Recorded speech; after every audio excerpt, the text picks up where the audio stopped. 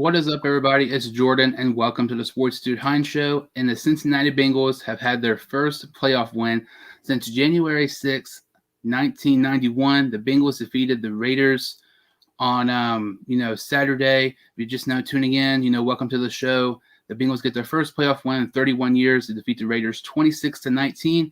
And joining me in today's video is Frank from the Unofficial Bengals podcast. How you doing today, Frank? Jordan, great to be on. And as you know, I'm still waiting to show the world what I look like. So in the meantime, they're going to have to settle for a nice new Joe Burrow jersey. But I'm on top of the world right now, and thanks for having me on. Really glad you're able to join the show. We have so much to get into, so much, talking about the historic game from Saturday. I was very, very confident the Bengals were going to win this game. I said the Bengals will not lose. I posted the video. I said they will not lose. I guarantee a victory. Save this post. So if they ended up losing, I was going to look like some stupid person, but I was really, really confident we were going to be able to pull this off. And, like I said, first playoff win in 31 years. And we kind of mentioned before the show, you've been a Bengal fan since the 1970s. So can you kind of talk about, because, I've only been a Bengal fan for a little over a decade. Can you kind of talk to you about, what it means to have a playoff win with you being a Bengal fan for so long? Well, I'll tell you, it's been a long road, and I have liked them since the 70s. I'm a little bit older than you, and I was there for the Super Bowl, both Super Bowls. So those were exciting years to see us be that good and go that far. And, you look back at the score of the first one, and a lot of people say it was a one-possession game and it was a close game. But when you watch that game, the game got away from us early, and we kind of clawed our way back in. So it wasn't really like a game that was ours to win. But that second one we had, and we all know the story of, Joe Montana driving down the field and whatnot. And, I was a teenager at the time, and I cried when they lost that game. That's how dedicated I was. And then, we thought we were going to be good for a while, and then we kind of dipped down, and then the ugly 90s came. And I really started following like every snap since 1992. So I was a fan since 76, would keep track of the team, would watch them whenever I could. Living in New Jersey, they weren't on TV all the time. But ever since 1992, they had satellite TV, so I was able to catch all the games. And from that point until now, I've seen virtually every snap. And it kind of was rough because we went through a 15-year period of no playoffs. And then in that 95 season, in the 2005 season, we had the Carson Palmer year where we got to the playoffs and we looked like we were going to be the best team in the league. And then, the first series, he injures his knee and that dream is shattered. And then, we had another playoff berth after that with Carson Palmer where he was off. And then we had the Dalton years where we had some good teams. And we had the one year where it looked like Andy was going to take us to the promised land and almost on the verge of being an MVP. He breaks his thumb. And then we have that tragic wild card game against the Steelers that, you were very much a fan during that time. So, the pain. So it's been a rough road being a Bengal fan. It's been a lot of loyalty. I love this team. They've always been fun to watch. They always have a lot of good players that are very likable. And it's just been heartbreak after heartbreak, especially in those Dalton years, because I thought we were onto something with that nucleus with AJ Green and Atkins and Dunlap and, a bunch of good players there. And we could never turn the corner. So then we hit I don't mean to overtalk this, but the final leg of this story is then we hit another lull, which is the post-Dalton beginning of the Coach Taylor era. And I thought we were going to be down for a few years. We get lucky, we get the first pick, and we draft this generational talent, this Tom Brady in the making, I'm going to dare say on the path to Hall of Fame already. And this Joe Burrow has changed everything. And I'll tell you, the last thing I'm going to say, Jordan, I thought I would go through my life without ever seeing a Super Bowl. It started getting to that point. I mean, I'm not that old. I'm not near death or anything. But I was just like, am I ever going to witness a Super Bowl in my life? Especially with Mahomes rising. I figured, wow, the next 10 years are going to be done. And after we draft Joe Burrow and I see what this team is doing, I have hope. And this year, we have a very good shot at getting somewhere this year. And if not this year, very, very soon.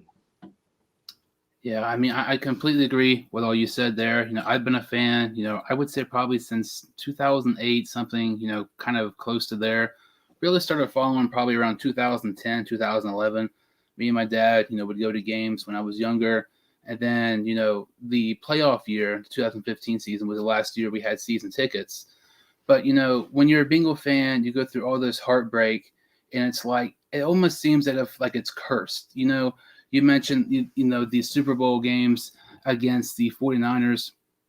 You also mentioned, the 2005 game against the Steelers when Palmer goes down, and, we look great that year. But, with Palmer getting hurt, we lose the Steelers in the playoffs. And it's so weird because, I was able to go to the game on Saturday, and it's like you hear stuff like all the time. Like if something bad happens, more so if you're a child, occasionally if you're an adult, if something bad happens, something goes wrong, you often hear the term, everything happens for a reason. But you don't really understand in that moment why it happens, the reason is, or anything like that. But maybe along through life, you'll eventually understand the reasoning for it. So you already mentioned the Palmer game, the Steelers against the playoffs. Then you go to, the playoff game against the Steelers in 2015. Dalton gets hurt that season against Pittsburgh. He's out of the playoff game. Hill fumbles. We screw that up. At that point, it feels like we are cursed. It was a heartbreak loss. Like it is absolutely tragic. And it seems like we are questioning, like, why is this happening to us when we've been so loyal to our fan base for years? And then, the more I started thinking about this, it is very, very interesting. After the 2016 season and the 2017 offseason, everybody wanted us to re-sign Andrew Whitworth. He's obviously going to be a future Hall of Famer. He's one of the best offensive linemen the Bengals have ever had. He's still, despite being 40 years old, one of the best tackles in the NFL today. But the more I started thinking about it, if the Bengals would have signed Andrew Whitworth, there's a good chance the following year in the 2018 draft, the Bengals, they have a better record than if they did sign Whitworth. If they would have signed Whitworth, they would have had a better record. So they might not have had the opportunity to draft Jesse Bates and Sam Hubbard in the 2018 draft. And then when you start thinking of the 2018 season, heading into that year, I was thinking about it earlier today, and it hit me like it is absolutely mind-boggling. Heading into 2018, we hired defense coordinator Terrell Austin, and there was belief that he was going to be, Marvin Lewis's successor. Obviously, that did not happen. He got fired in his first season in November because he was not good enough. In that 2018 season, we started 4-1. We looked great. Dalton got hurt, and then Green got hurt. We finished the year 6-10. And then a couple days after that, the Bengals fire Lewis. Everybody is so excited. Lewis is finally gone. We're appreciative how much he meant to the Bengals, but it was just time to move forward. And then you kind of think it's going to be Eric Bieniemy. That was the top choice. He is still like the top coach on the market. He's a former Bengal. There was even reports supposedly he was already building his staff for Cincinnati. And then Cincinnati shocks absolutely everybody and takes this guy named Zach Taylor from the Rams. It's kind of a head scratcher because nobody thought it was going to happen. Everybody thought it was going to be Bieniemy. So in the 2019 season, we see Andy Dalton throw for 400 yards his first game with Zach Taylor as the head coach. Up until that point, Andy Dalton never threw for 400 yards in the game. We looked great that game. We lost to Seattle, but the season looked promising.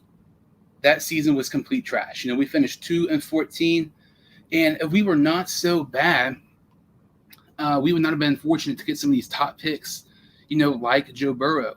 But to me, when you start looking at, different scenarios and different things like the reasonings, when we lose and win games, week 16 of the 2019 season, we played the Dolphins that game, and we were down 17 points. We came back and tied that game.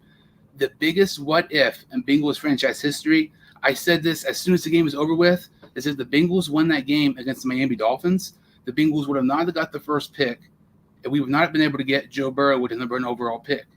And, we would also probably not be able to get, T. Higgins. He was the first pick in the second round.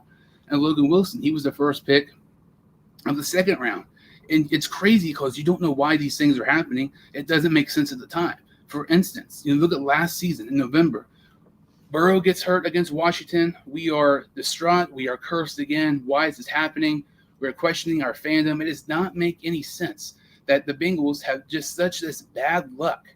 And then you look at Burrow, he's out for the season. And, last year we finished 4-11-1. And that tie is very, very important because when Burrow got hurt, we were very not good at all. We only won 2 games the rest of the season. We were 4-11-1. That tie was against the Philadelphia Eagles. We had the same record as the Eagles. I remember watching that game against Philadelphia, and I was so mad because I knew we were better than that. I knew Taylor should have coached better. I was so frustrated that we did not win that game. Looking back, we had the 5th pick. The Eagles had the 6th pick. The Eagles took a wide receiver in the first round. If we would have won that game against Philadelphia, we would have had the 6th pick. So there's a good chance if we won that game against the Eagles, we would not have Jamar Chase right now. It is so crazy how all these things, come up and to be about and everything, and you don't know why they're happening, but they happen. And at the time, you question it, but then years later, you look at it and say, oh, that kind of makes some sense. Or if that didn't happen, this wouldn't happen. It is so crazy. But then you look at it in the end, somehow, all these things fell into place. It's absolutely crazy that they all did. And then now, we just broke the playoff drought for 31 years, losing a game. And now at this point, with the nucleus that we have, one of the best young offenses in the NFL, we're going to be great for years to come. Something we haven't done for 31 years is now going to be the normal in Cincinnati and the expectations for every single season. And it feels like right now it is better than ever to be a Bengals fan. It is just absolutely so exciting, the future that holds for Cincinnati. Jordan, that's some amazing analysis. And I think that goes in life too. We have our ups and downs, and a lot of good things happen and some bad things happen, and we wonder why. And then ultimately we become the person that we are. And all of that stuff had to happen to lead up to that. And I love your analogy with the Bengals. And I can just to highlight a couple things that you said. You're right about Whitworth, because I thought when Whitworth left, Dalton got worse. And I think if Whitworth would have stayed around, we might have, been near a middle of the pack team. And the Dolphins game when we came back at the end, that was the biggest game in our franchise's history. And in all honesty, the only game I ever wanted us to lose because I knew what was at stake. And it's just such a fine line between, what happened and what didn't happen, or life and death. I totally understand. And I think that's a great analogy that you just made. And even when you start looking, at some of the stuff, this season, some people wanted us to get Penei Sewell, some people wanted us to get Chase. I feel like, if we would have ended up getting Penei Sewell, not only are we not hosting a playoff game, we do not have a 10-win team. I don't think we're in the playoffs. And the fact, the Bengals have, maybe some questionable draft decisions the last several years. To me, at the time, some of them I might not be thrilled about, but then years later, they proved, we were wrong, and, they knew what they were doing. And the fact, everything is just working out according to plan. And if you just take one of those things I mentioned, we are nowhere near, the expectations that we have right now. And it is just, it is so exciting being a Bengals fan. I mentioned it before, when you started recording. It's crazy to see the Bengals win a playoff game, in 30 years. I've never witnessed one. I've cried twice the Bengals winning the last 3 weeks. I've done that once my entire life up until this season. This team is going to be special for years to come. And I cannot believe, how good we are this season. I kind of expected this to be 8, maybe 9 wins. But, not only are we exceeding the national media's expectations, I feel like we are, exceeding Bengals fan expectations as well. And if we're this good when Joe Burrow, his first full season starting, I cannot imagine what the future holds for us in the years to come.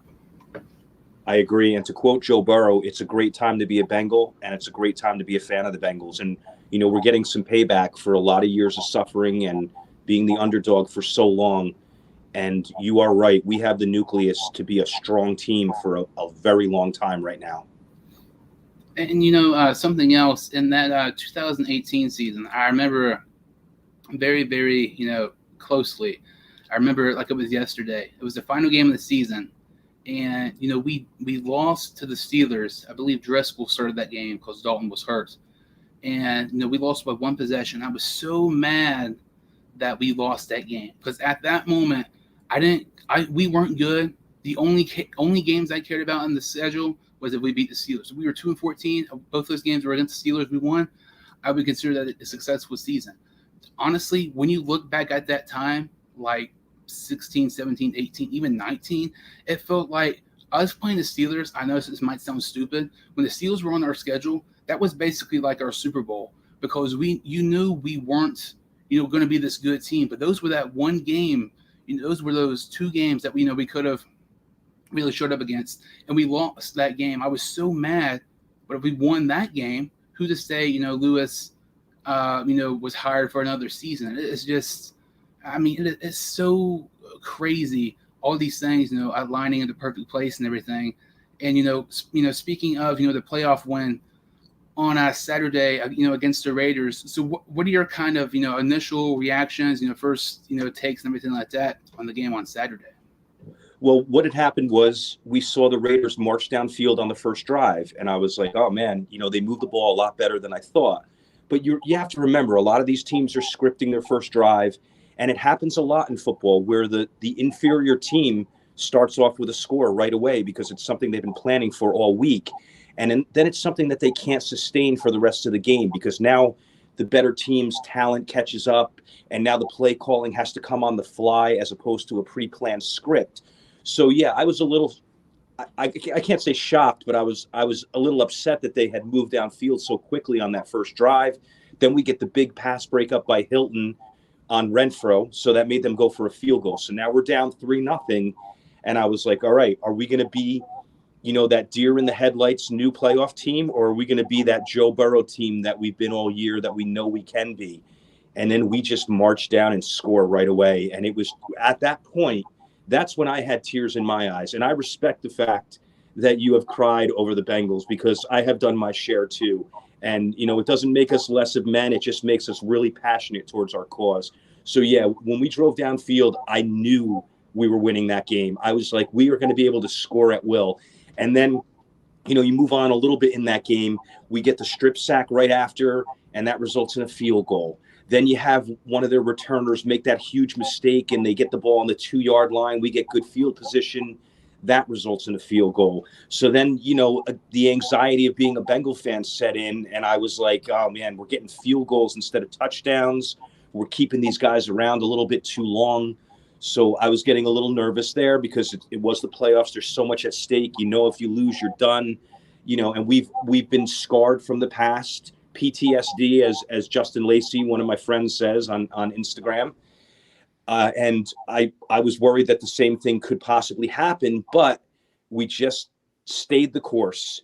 And then we went up by 2 scores, and we just wouldn't let them back in the game. We go up by 2 scores, they close the deal to 1 score. Then we go up by 2 scores again, they close the deal. We just kept them at arm's length with good play, good decisions, good coaching. And if you look at this game, the players that have been here for a few years played their best game of their lives. And that is so encouraging for the future because a lot of times guys have a great year or they're a great player, and then the playoffs come and they will under the lights. We know Joe Burrow isn't that type. We know Jamar Chase isn't that type. But if you look at guys like CJ Uzama had his best game as a Bengal.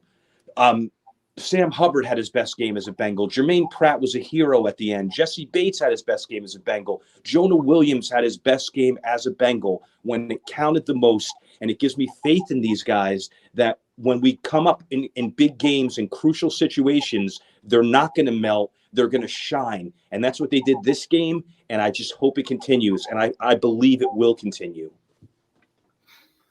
Yeah, when the Raiders, like you mentioned, the first drive they're able to score. The starting off, them running the ball, that was kind of concerning to me because it seemed like when they wanted to run and when the score was close, they were really able to just run with ease. They were running pretty much 4 or 5 yards every single carry, and then when our offense got in the field, I felt very confident we were going to win. But then after the first possession, you could just tell like. This is going to be the game that ends the streak. And then, something that we are fortunate about is that despite us, setting for field goals, when we were in the red zone, that was to me was one of the concerning points of this game, is that this was not, despite what the score says it was 1 possession, for the most part, it seemed like we were up 2 possessions. That was very, very fortunate for us because if this was a closer game, I feel like the Raiders would have had a much better chance to come back and win because the fact that they were running down the ball down our throats when the game was close was concerning. But the fact, they're down multiple possessions, they're having to have Derek Carr throw to come back, which to me, be a Raiders fan, is very concerning about. I mean, it's very fortunate, this game was kind of, two possessions because we could not stop the run. And our offense, it really was good, but I just felt like it could have been better. I'm not trying to complain about this game, but, our red zone offense, stealing for field goals, that's kind of, I would say kind of concerning a little bit because what we were capable of, I mean, Joe Burrow threw for over 800 yards in the 2 game span, 8 touchdowns, no picks. You know what this team is capable of, so they're able to do it. But when they don't do it, it's kind of frustrating because they're able to. And, this red zone offense was a problem, but this red zone defense, holy crap, it was amazing. I mean, obviously, when you think of the red zone defense, the Jermaine Pratt, the steal of the game, that's the first play that comes to mind. But I was looking at something. I believe Derek Carr was 4 of 17 in the red zone, which doesn't even seem possible. Like that is historically bad. We were able to make him look very, very bad when he was in the red zone. I feel like, despite Carr throwing for over 300, our pass defense didn't really play bad. Maybe the first drive or two, they had some crossing routes. And like you mentioned, when, the first drive or two, it might be hard to stop them. But as the game continues, it's kind of easier to stop them because you know what they might do to the next play or something like that. But I was just very, very pleased with this performance. The going for field goals instead of, getting some more touchdowns, kind of concerning. But, Burrow played pretty good. That one pass he had, the Boyd, was absolutely amazing. Mixon, did not really rush nearly as good as I thought he would. I felt like there was times when we kind of maybe force-fed Mixon too much, which, heading into the game, I was really hoping we'd get Mixon involved because, you look at the 3 times the Bengals have played the Raiders with Mixon. Mixon had over 100 yards in each 3 of those games. He was not able to get it this week, but obviously getting the one is most important. Chase played very well. I mean, Higgins and Boyd only had, I believe, 36 yards between the two.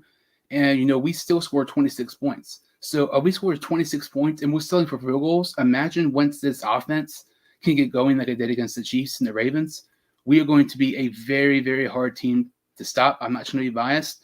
When you look at our offense, when you look at anybody else's defense, I'm taking our offense over anybody else's defense right now.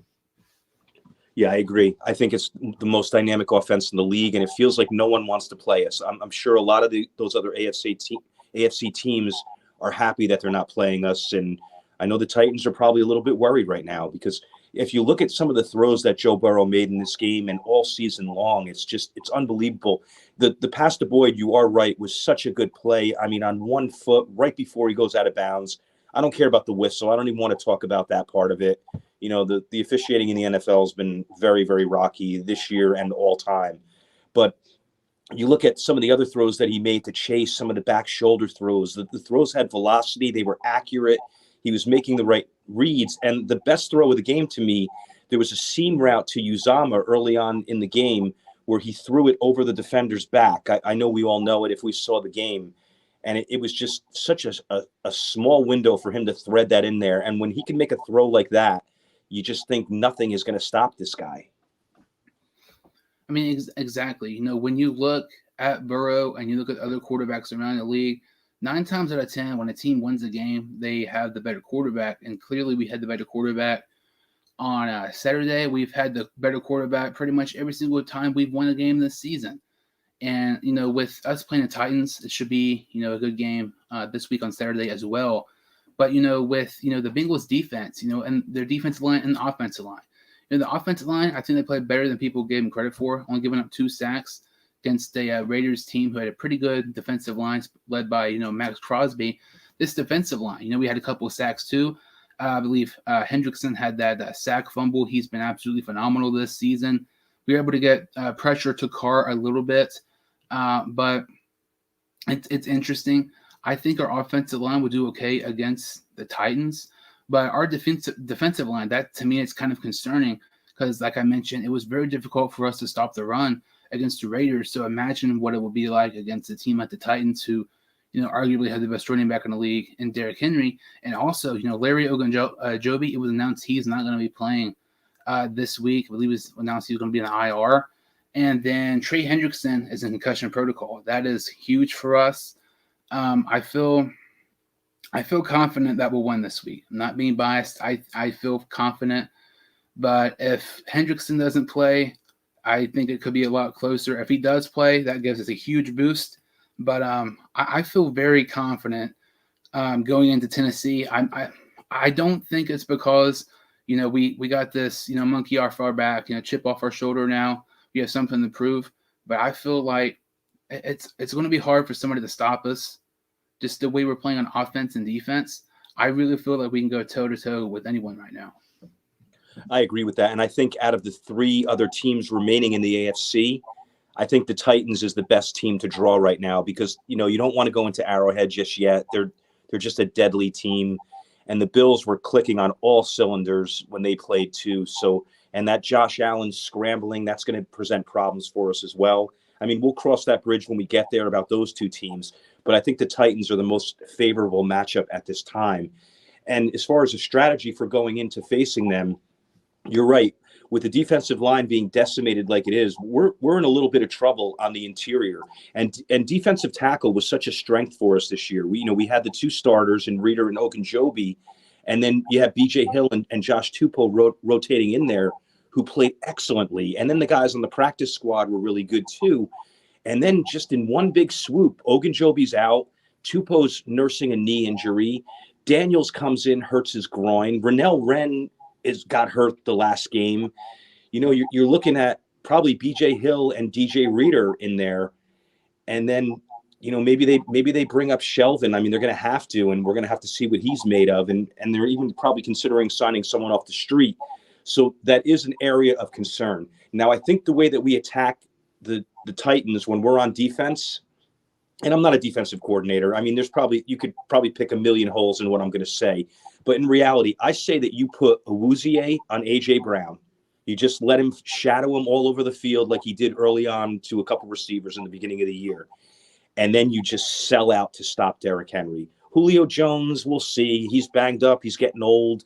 They don't have a lot of other weapons. So, a lot of times we're playing one linebacker or just two linebackers and having an extra safety in there. I think this may be a game where we beef up the linebackers a little bit to stop Derrick Henry. So that's my strategy. Sell out to stop Henry and put Awuzie on A.J. Brown. And then, let Tannehill try to beat you from there. I don't know. That's just my thought on approaching this game. Yeah, I completely agree. And, when you look at Ryan Tannehill, I really don't think there's a significant difference between Tannehill and then from Dalton from 2011, 2015. I feel like he's a game manager, but if you make him win the game, he's not going to do it. He's not capable of doing it. He's not that good of enough quarterback to take his team over the hump and win a big time game. If we can contain Henry, I feel very confident that we can be able to pull off, with those, defensive tackles, being out. Shelvin, he has to be brought up. Such a, huge guy, can create gaps for other guys. And I feel like, obviously he's been out for the season for a long time, but I feel like this would be a perfect, game for Akeem Davis-Gaither. Obviously he's on the IR, but somebody who's really, really good against the run. He was the best, linebacker coming out of college against the run. He's phenomenal against that. It kind of hurts that he's not with us right now, but, Awuzie on A.J. Brown would help us. I feel like, I've heard some people say we should, sign Geno Atkins. Jesse Bates, I believe he texted Geno Atkins the other day about possibly, coming back with the Bengals and with all our, injuries to the defensive tackle. So do you think the Bengals, should end up signing Atkins, or do you think we should just, we're better off sticking off with somebody on the practice squad? That's amazing, Jordan, because I was doing my podcast earlier, and while I was in the middle of it, that thought popped in my head of signing Geno Atkins. I had not heard it anywhere else. It just was this organic thought that popped up. And you know what? At this point, why not? I mean, I don't know if he stayed in game shape over this season. Sometimes when a guy sits out that long, he kind of phones it in. I don't know what kind of shape he's in. But I mean, I would trust that name over a lot of other no names that we would try considering off the street at this point. And when we go back to Shelvin, Shelvin is the same player as Reeder, so it's not like he's a substitute for Ogunjobi. So he can rotate in with Reeder. That'll help here and there, but it's not going to solve the Ogunjobi dilemma. And Geno Atkins does play the same position as Ogunjobi. So you know what? Bengal fans would go crazy if that happened. It would give Geno a chance at some final success in his career.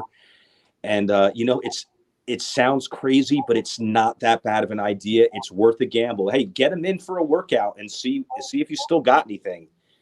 And all those old players think, hey, I got one good game left in me, so maybe that's what he has too. So yeah, I'm very much open to that, even though it sounds absolutely crazy. It's so interesting because I don't get how he's not with the team right now. Because if he played for the Cowboys or the Steelers, in my opinion, it seemed like he'd be a first ballot Hall of Famer. But the fact that he's played for the Bengals, he's not even with anybody right now. And he's never going to be mentioned for the Hall of Fame, even though he's been one of the best defensive tackles for like a decade. But to me, this is, I don't know. I wouldn't hate it. I wouldn't absolutely love it because I feel like, Shelvin, he's somebody you kind of, when they drafted him, you kind of thought, maybe he can do something. He hasn't really done much yet. But you look at our, lack of talent right now at defensive tackle. I feel like, I don't know, the guys at defensive tackle right now, some of them haven't really proven much, but Atkins has not played in the game for over a year now. You don't know if he's going to be in shape or not, especially, this is, we're recording this on, Monday night. They play on Saturday. It's only about a 4 or 5 day, days to get ready for the game. If this was like a 2-week, notice or something like that, I would definitely be more for it. It's kind of on the short term. I'm kind of hesitant. To me, I would be okay with it, but I'm not. I'm kind of in between. I don't think it's a great idea. I don't think it's a horrible idea. But the fact that if you would sign him, you don't know how many snaps he's actually going to take, and you don't know if he's actually game ready. But at the same time, and we're talking about somebody who's one of the best Bengal defenders of all time, or Tyler Shelvin, who has not proven anything. So I wouldn't mind it, but I don't know. Kind of have mixed feelings towards it, but I wouldn't be upset if we ended up signing him. Agreed. Yeah, I definitely agree with you there. And it's so crazy because you look at Atkins and you look at AJ Green and these guys who as soon as they leave the Bengals that's when we start to do good. It's just kind of strange, kind of a similar situation with Larry Fitzgerald with the Cardinals, and the Cardinals played the Rams tonight in the playoffs. But it's going to be very interesting this week with the Bengals playing the Titans. You kind of have, I want to do a video later this week for the preview, but do you kind of have maybe a score prediction for the Bengals-Titans game if you had to pick one right now? Yeah, you know what? I'm going to say that we're going to score at will. We're going to score a lot of points. Even though they're a sound defense, they're very good against the run. I just think that our 3 receivers against their 3 corners is a big edge, and I think we can exploit their linebackers. So I just think that we're going to score as we need to. So I'm going to say 31 points for the Bengals. Now, on the other side, I think that they're going to score as well, especially if Henry is healthy and back to normal. He's going to be very hard to stop. So even though our defense has played very well, I think that he's going to do a good job for them, and they're going to score a lot of points. And I think they're going to score 27 points. So I'm going to say Bengals 31, Titans 27. Let's go to the AFC Championship game. I'll say 30 to 24. 30-24. If we win this game, we're 2 down. We've gone down to 2 left. If we win, we're going to be in the AFC Championship game. It is just so crazy. I'm not trying to count my chickens for the hatch, the expression, but I think we're capable of winning this game. I cannot imagine if we actually go to the AFC Championship game because, if we win that one, obviously the Super Bowl, it is so amazing to be a Bengals fan. You know, I was at the game and we were heading into the stadium, and you know, I had a Boyd jersey on, and there was somebody behind me and asked me, like, they asked the person they were with, like, who's Boyd? I'm like, are you for real? Like, you don't know who Boyd is? Like, talking to my dad. But you look at it, I mean, there's been lots of bandwagon fans joining the Bengals, fan base as the past couple of months. But this is how, teams grow fans. When you win, you're going to grow fans. When you lose, nobody wants to, watch you. But it's just crazy how much this fan base has grown over the past year. Really ever since Burrow was drafted, and then with this season, I mean, it's only going to get bigger because this Bengals, team has just so much more potential throughout the years. It is so exciting to be a Bengals fan. I definitely did not expect this to happen, this season. So, Frank, can you kind of maybe tell some of the listeners and catch you out on social media and everything? Yeah, you can find me at Cincy Bengals Pod on Instagram or Twitter. And then you can find my podcast everywhere. And it is called the Unofficial Bengals Podcast. I definitely put the links in the description below so people can follow you on Instagram and Twitter. And, check out your podcast as well. It's definitely, one of the best Bengals-based podcasts, out there. It is very, very, in-depth. You definitely should check that out. That really about does it for this video. Thank you all so much for watching, and we'll see you all next time on the Sports Dude Hines Show.